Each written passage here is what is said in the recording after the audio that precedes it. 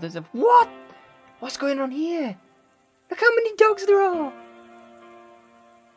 Are they like... I didn't know dogs could breed on their own. What's going on? I'm a dog lover myself, so I decided to share the love me a bit. Did too much. Decided to... Oh god, I think I just punched one. No! No, please, please, no! Oh god! No, no. I think I just pissed like tons of them off. Are these friendly or are they like super mad at me? You friendly? Nope, they're not friendly at all. Oh god. No, no, please.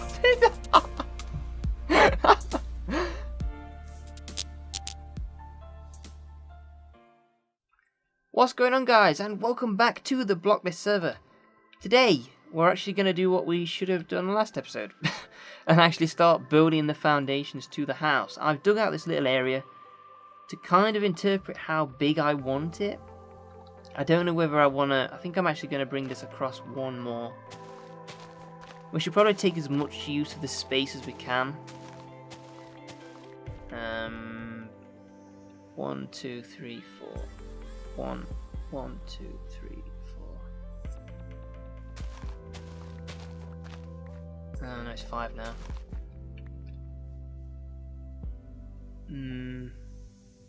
I'm not so sure on that. Maybe that should just be... No, I think it has to be a square. Okay, so this is where I'm going to actually start building. I'm just trying to figure this out because how I want it to work is basically, as you can see, we now have roads. So the road will come down from here into the place where you'll see my pond and my whole garden. You'll then look on the right, walk along here and into my house, which the door will be here. And this will be like a bit of a porch area sort of thing. And then you'll go through some doors into the main area and then you can go upstairs here. Possibly. Something like that. So I'm just trying to clear out a square section. So it'll kind of be like that maybe, for like an entrance. That doesn't look too bad, that looks pretty cool. Okay, so, as you saw in the intro, I'm just going to run around the server and show you what's changed. As you saw in the intro, there was a ton of dogs. Now, if you've watched any of Flea's videos, I'll put the link to the video I'm talking about in the description.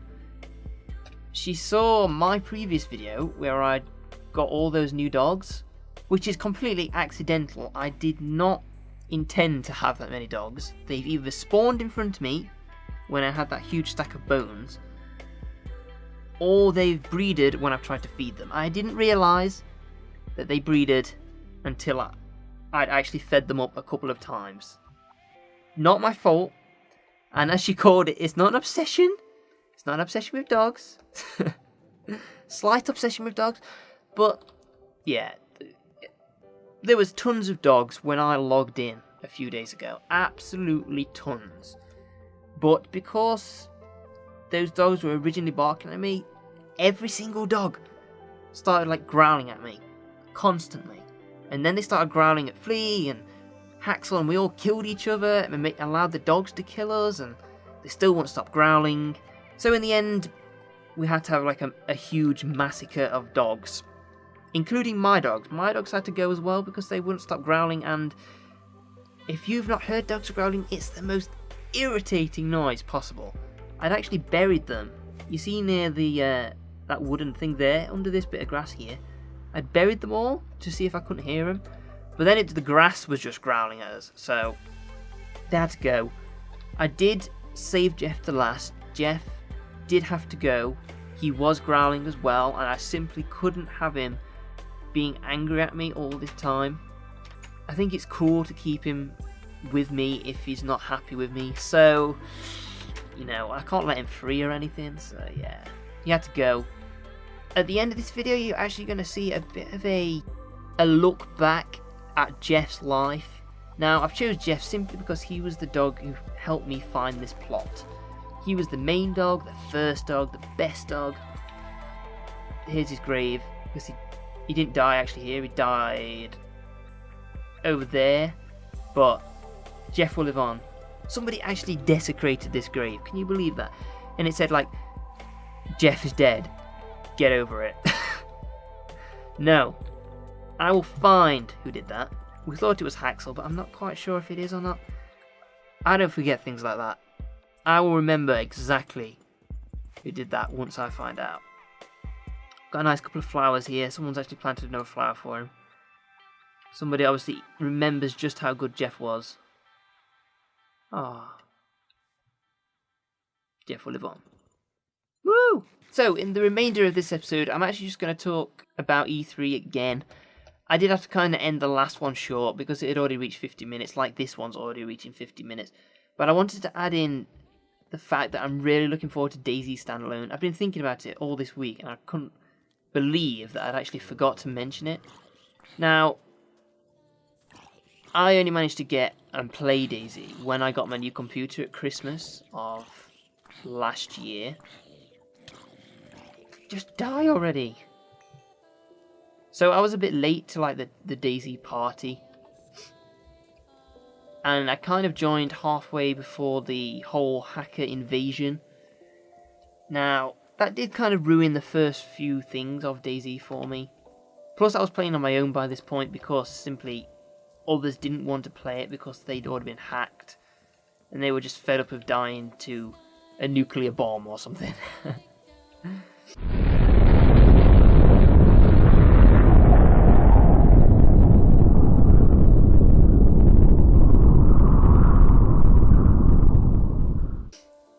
So I was playing on my own, and obviously that does ruin, hackers just ruin everything. Unless you like hacking a game for a good reason, but I don't really know how you can hack a game for a good reason. Maybe to find its flaws? I don't even know. So, I played a bit of the normal DayZ, but then I ended up moving on to like some of the mods, like DayZ Breaking Point or DayZero, DayZ Origins even. I actually meant to have a look at some of the other maps and things, but I didn't actually get around to it. It was then that I realised just how good a game it was. And then DayZ Standalone was announced. I thought, oh, this is going to be even better, because now it's instead of a buggy, glitchy mod, it's actually going to be a full, proper game that they're putting work into, and it actually looks awesome. The footage at E3 and Rezzed more recently looks really good. A lot of it is still like pre-alpha sort of thing, but the kind of progress they put into it is really good. It's looking promising. Now, I've just realised I've built this and I'm not even showing you it. Basically, I'm going to have this as my lobby area. You're going to walk through this gate like this. Oh, look at this nice garden. Oh, look at this house that will be there. And you're going to open the doors, you're into your lobby, you can hang your coats on the wall, put some stuff in a chest, put your shoes down here so they don't get muddy footprints everywhere. Then we'll have a direct route into the kitchen, because, I don't know, you might be hungry as soon as you walk through the door. You can have some chests in here with some food and a fridge, and all this is going to be windows on this level. It's going to look pretty cool. And then in here we're actually going to have the main room. Why is there an empty block there? Should be an empty block. This will be the main room with like my living room. I might think about a fireplace, but it seems though this is all wood. That's probably not a good idea. That's just reminiscence of Feridor's mess of a house that like started burning over there before I changed it to cobblestone. Then I'll probably have like steps that run like this or something, you know, straight up to the second floor, which will be here. That can have like my bed on and probably my chests. You know, obviously higher than this, but you get the idea. And then also, once that goes up, down here, I'll dig down and we can go into a basement where I'll have my furnaces and my enchanting room, probably. Depends what sort of stage we get to before we, you know, we're no longer building at spawn and we can actually build wherever we want. I don't know when that time's going to come. So I'm probably going to try and record these a bit more often, because the amount of progress everybody else is doing, I'm severely lacking behind.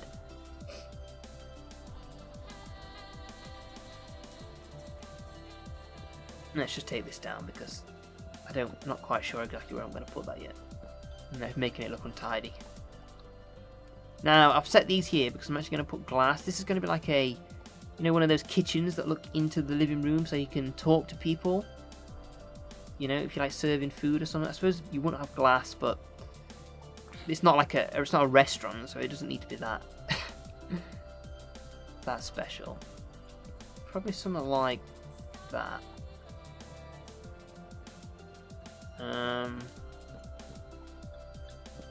Possibly.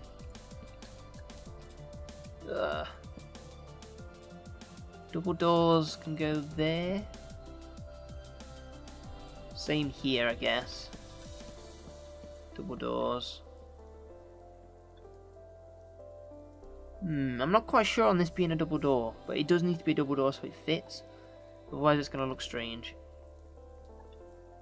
Same here as well. Oh, this is going to be cool, actually. I'll probably do... Obviously, this level here is going to be glass. So I don't actually want to do that. I'm debating on getting some darker wood and sticking that in the middle. Something else to talk about while I'm just debating exactly how I want my house to look. I'm actually looking into like a studio mic arm, if you know what one of them is. It's like a swivel arm that you stick on or in your table, both ways usually. And then you can attach your microphone to it and twist it in and out. Simply because my mic picks up a lot of background noise. It's probably picking up tons right now. A lot of it you won't hear simply because I cut it out with Adobe Audition using noise cancellation and things like that. However, it's picking that all up because it's sat on my computer table. My computer is part of this table. So whenever my computer vibrates, because of the fans, obviously everything else is vibrating at the same time. Now, when you have it on this arm, on a separate table connected to the arm, it should stop a lot of that. I'm going to get rid of this tree, the tree's in the way.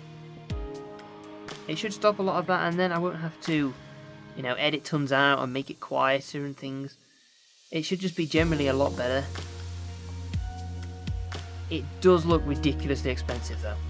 The actual only mic arm I've actually managed to find that fits my Blue Yeti mic is like £100. I don't really know if I want to pay that. It works fine as it is now. I'm just running out of space, plus I have to do all this work. It'll be alright for now. I might wait closer to Christmas or something. That's a long way though. I might just wait till my next payday at work and then buy it with that money. I'll have a spare £100 or something I can spend on that. Is that a creeper? No. Okay, good. I just had a heart attack. No worry. Wow, Gunny's making a pretty good looking house. This house is actually a lot smaller than it looks. It looks like it's like a TARDIS. It looks really big from the outside, and then you go in it, it's really small.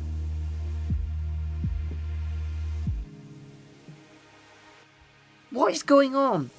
Zombies have invaded my house again. Go away. I'll use the pickaxe because I need the axe for the wood. Spam clicking because I haven't got a sword. Look at these guys. How have you spawned in there? It's not even that dark. I suppose it is in the kitchen. I might just have to put a torch in there, but I don't have any, oh, this is ridiculous.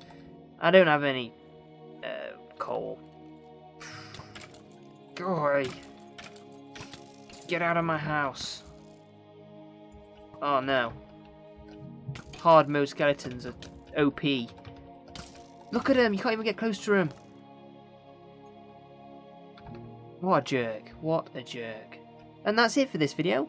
We'll build all the rest of that stuff I was just on about in the next episode. I promise. We won't talk for 80 minutes. We will actually build more stuff next week. I promise. So I will leave you with the memorial footage of Jeff, because Jeff will always live on. Bye guys.